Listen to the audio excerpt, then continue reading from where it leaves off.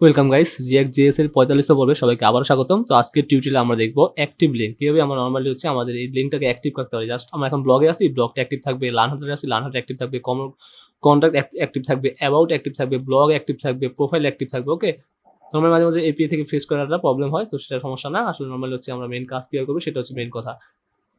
Okay fine. So প্রথমত এখানে active থাকার জন্য আমার যেটা করতে হবে সেটা হচ্ছে গিয়ে এখানে যে লিঙ্কগুলো ইউজ করছি রাউটার এর মধ্যে ন্যাব লিঙ্ক এবং এই লিঙ্কগুলো ইউজ করছি। তো এই লিঙ্কের মধ্যে আমাদের অ্যাক্টিভ স্টাইল যে অ্যাট্রিবিউট আছে সেটা ইউজ করতে হবে।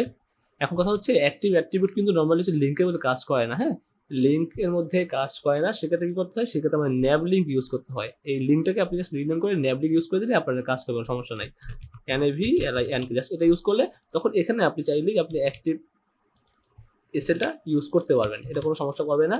এবং যেহেতু এখানে এরর আসছে কারণ হচ্ছে আপনি ন্যাব লিঙ্কটা ইউজ করছেন, এখানে বলছে ইজ নট ডিফাইন, মানে হচ্ছে আপনার পুরো ইম্পোর্ট করে নেন নাই। তো এখানে লিঙ্ক যেটা আছে সেটা থাকা বলতে এখানে জাস্ট পাশে এবং কমা দিয়ে জাস্ট ন্যাব লিঙ্কটা ইম্পোর্ট করে দিলাম, তাহলে কোনো এরর হবে না। ক্লিয়ার? তো দেখেন এখানে ন্যাব লিঙ্ক করার পরবর্তী প্রত্যেকটা কিন্তু চেঞ্জ হয়ে গেছে, অটোমেটিক চেঞ্জ হয়ে গেছে। হ্যাঁ, এটা জাস্ট এক্সটেনশনের কারণে হয়েছে। এখন কি করবো, আমরা এখানে যে অ্যাক্টিভ স্টাইল যে অ্যাক্টিভ সেটা ইউজ করবো। কখন কিন্তু আপনি ন্যাপ ডট লিঙ্ক এখানে অ্যাক্টিভ স্টাইল ইউজ করেন তাহলে কাজ কিন্তু করবে না, আবার বলতেছি। সো জাস্ট অ্যাক্টিভ স্টাইলটা ইউজ করবো। এখন এখানে আমি কি দিব, আমার যে কালারটা আছে সেই কালারটা দিব। লাইক হচ্ছে আমি দিলাম কালার, কি কালার দিব, আমি দিলাম হচ্ছে ব্লু। সে ব্লু হয়ে যাবে, যেই লিঙ্কটা অ্যাক্টিভ থাকবে সেটা ব্লু হয়ে যাবে। এখন প্রত্যেকটা যদি আমি দিয়ে দিই,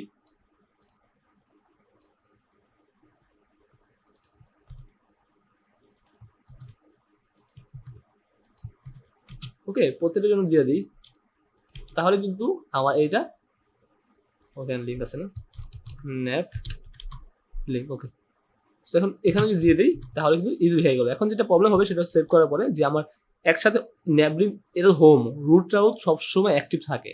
হ্যাঁ, যখন অন্য কম্পোনেন্ট লোড হবো তখন আমার এই কম্পোনেন্ট অ্যাক্টিভ থাকবে, এই কম্পোনেন্ট অ্যাক্টিভ থাকবে।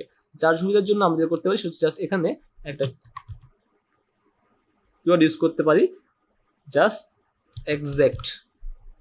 ওকে, জাস্ট এই অ্যাক্টিভিটি ইউজ করে দিলে আর আমার আগেরটা কি হবে না, এইটাও অ্যাক্টিভ থাকবে না, এইটাও অ্যাক্টিভ থাকবে না। যেটা ওপেন আছে কম্পোনেন্ট সেই ওপেনটাই অ্যাক্টিভ থাকবে। জাস্ট সেভ করলাম। তো এখন দেখেন ব্লকটা কিন্তু অ্যাক্টিভ আছে, দেখেন অটোমেটিক রিফ্রেশ হয়েছে, ব্লকটা অ্যাক্টিভ আছে। এর জন্য সুবিধার জন্য বেটার হবে কালার দিয়ে যদি আমাদের অরেঞ্জ। ওকে, সো অরেঞ্জ কালার দিলে মনে হয় যে বুঝতে সুবিধা হবে, কারণ অ্যাঙ্কর ট্যাগের লিঙ্কগুলো এমনি ব্লু আছে। সো টেক্সট জেনারেশনটা করার পরে এগুলো চলে যাবে।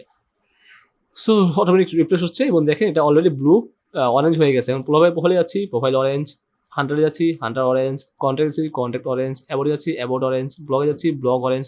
তো দেখতে পাচ্ছেন খুব ইজিলি কিন্তু আমার কি হলো, এই অ্যাক্টিভ লিঙ্কে যে কাজটা আছে সেটা আমরা করতে পারলাম। এটা ছোটো টিউটোরিয়াল ছিল, তো আশা করি বুঝতে পারছেন অ্যাক্টিভ লিঙ্ক কীভাবে ইউজ করতে হয় আপনার প্রজেক্টে। কারণ এই জিনিসটা ছোটো হলো, এটা অনেক কাজে লাগে যখন আমরা রিয়েল লাইফ প্রজেক্টগুলোতে করি। Okay guys, thanks for watching.